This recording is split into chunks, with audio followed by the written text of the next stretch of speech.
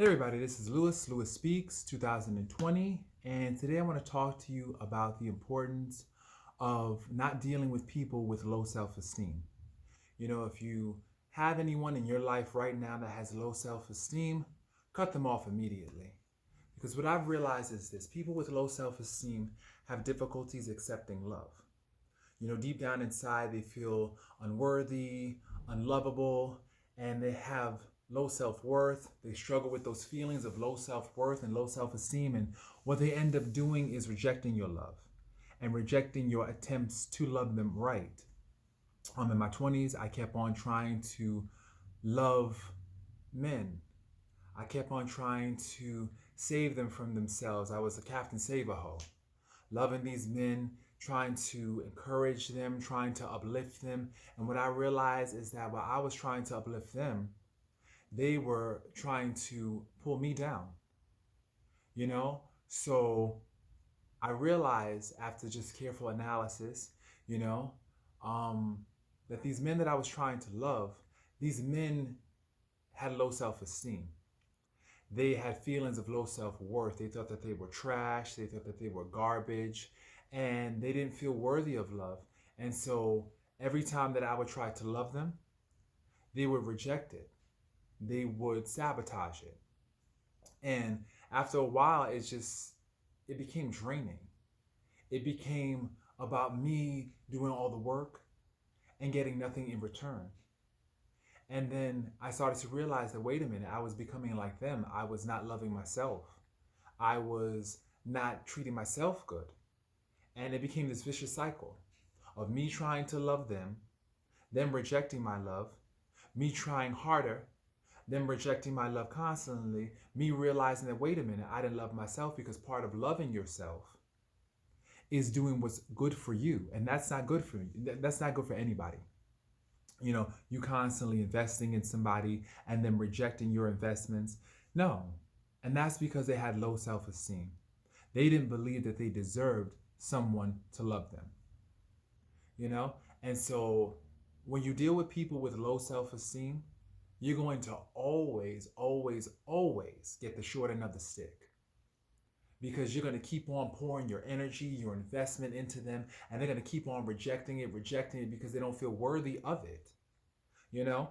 So what I've learned in 2020, especially, stop pouring your energy into people with low self-esteem. Definitely encourage them to feel better about themselves from a distance. Don't bring them into your life.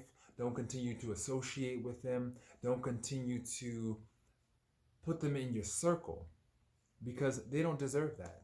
They do not deserve that. You need to cut them off. And right now, my cutoff game is legendary. I curve niggas with a surgeon's precision. I no longer take and tolerate people that want to sit up there and cut my throat. I don't deal with that no more. When they show me that they have low self-esteem and when they don't feel worthy of my investments, I trust them. I trust them because they feel like they know they know that they're no good. They know that they're not ready, right now. So I trust them on that, and I just get rid of them. Because people, they tell you all the time who they are. They show you all the time who they are. And like Maya Angelou says, when a person shows you who they are, believe them. They show you that they're not ready. They show you that they have low self-esteem. They show you that they don't feel worthy. And so that's their problem. They need to do their work. That's not for you to try to fix. That's not for you to try to heal. That's not for you to try to make them feel better. No. And my thing is this: when they don't feel good about themselves, they can't be good to anyone else. There are 4 types of people I realize that are in this world. There are people who are good at giving, but not good at receiving love. Then there are people who are good at receiving love, but they're not good at giving love. Then you got people who are bad at both, bad at receiving and bad at giving love. Then you got people who are great at giving and great at receiving love. You got to make sure that you deal with those type of people, the ones who are great at receiving and giving love evenly. you know?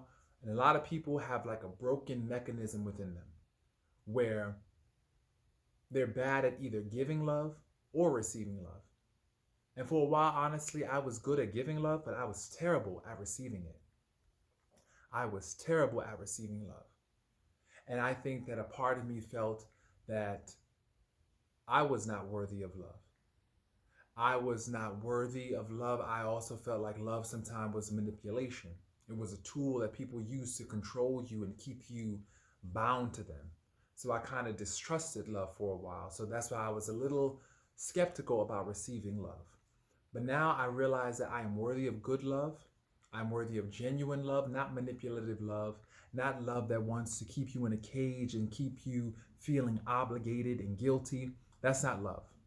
I'm I'm I'm worthy of a love that's sacrificial. I'm worthy of a love that is good, genuine, real.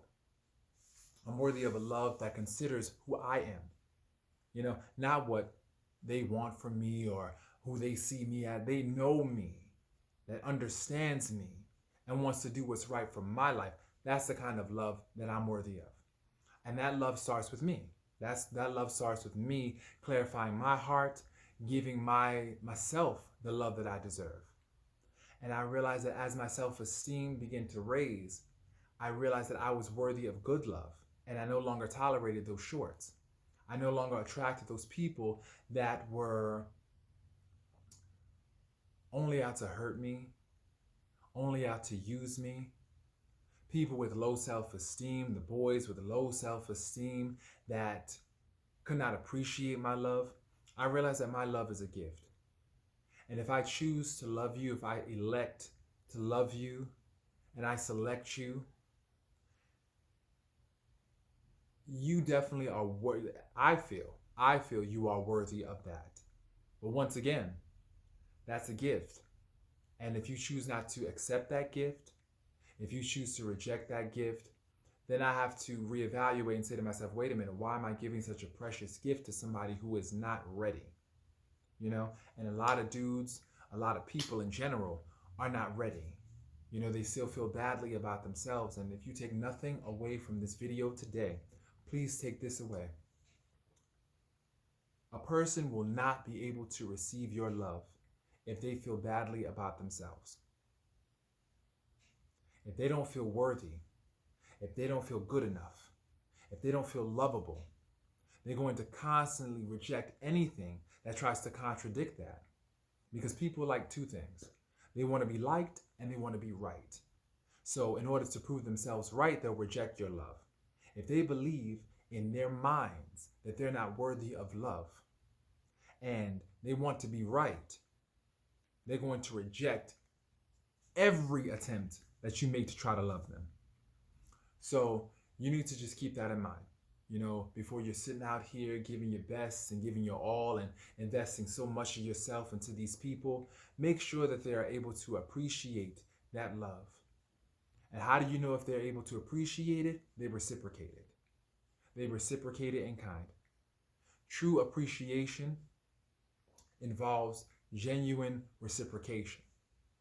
And so if a person is not willing to reciprocate that love and demonstrate it back to you, well then, you need to start reevaluating why you continue to pour all that energy. It's not a noble gesture. It's not, it's not going to get you closer to heaven or closer to, no. We tend to think that it's a noble thing. But the scriptures, if you do believe in the Bible, if you do believe in the scriptures say, love your neighbor as you what? Love yourself. That is part of the golden rule. Loving your neighbor, and what the golden rule is treating other people the way that you want to be treated.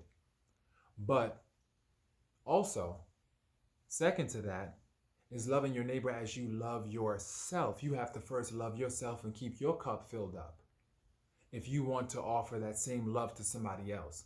So that's where I'm at right now. I'm assessing to see if this person has self-esteem.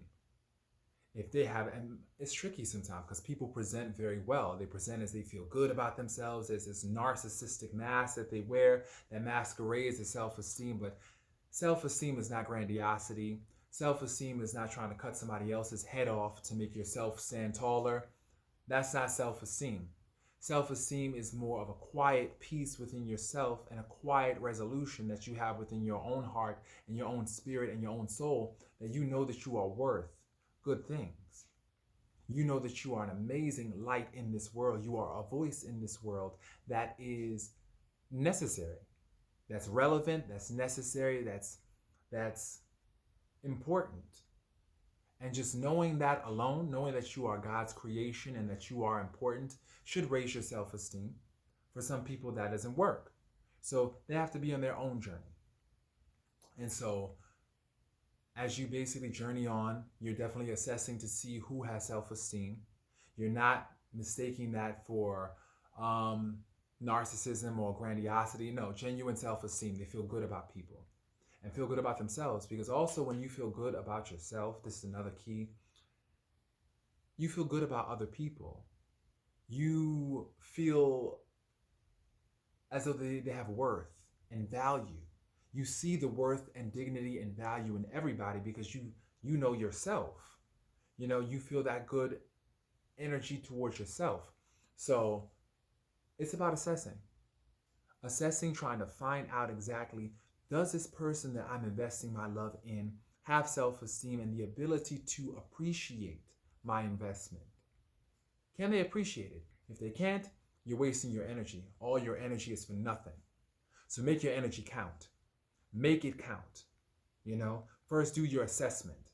And when you find out that this person is not who you thought they were, or they struggle with low self-esteem, encourage them to go find themselves. Cut them out of your life. You don't need that. You need people in your life who can match or exceed your energies.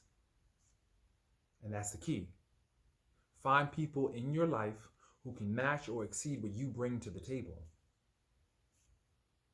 Because if you don't, you'll end up emotionally bankrupt, full of regrets and resentments. And you don't need that. You need positive, healthy people that can uplift you and bring you up out of those feelings of self-doubt and wondering. A good test of a friendship or a good relationship is this question right here. Does this person motivate me to give more? Do they inspire me to give more, or do they inspire me to go back in my pocket, withhold? You know, if the person you're with does not inspire you to give more, if they inspire you to withhold, they're not the right ones for you. The right ones for you will always inspire you to give more. And what inspires people to give more is appreciation, you know, reciprocation, making sure that you got their back the same way that they got your back, you know, making sure that they don't give out. Because there are some people who are such givers, and they give so much of themselves until they give out. They need somebody in their life who will tell them, wait a minute, no, are you good? Do you have enough? You know, to make sure that they won't give out. Because there's some people who just keep giving. That's just part of their nature. So you need to deal with somebody in your life who won't let you give out. And that's when you know you found somebody that is a forever friend, a forever partner. You know, they won't let you give yourself away. That's essential. So I leave you with that message. Definitely, if you're dealing with people that have low self-esteem, reevaluate their presence in your life. Encourage them to go find themselves and build their self-esteem. If they increase their self-esteem, they want to come back, sure. If not, deuces. Because your life is too valuable. Your life is too valuable to be dealing with people that want to take you down. So this is Lewis Speaks 2020. Wishing everybody a happy Sunday and a happy year. Peace.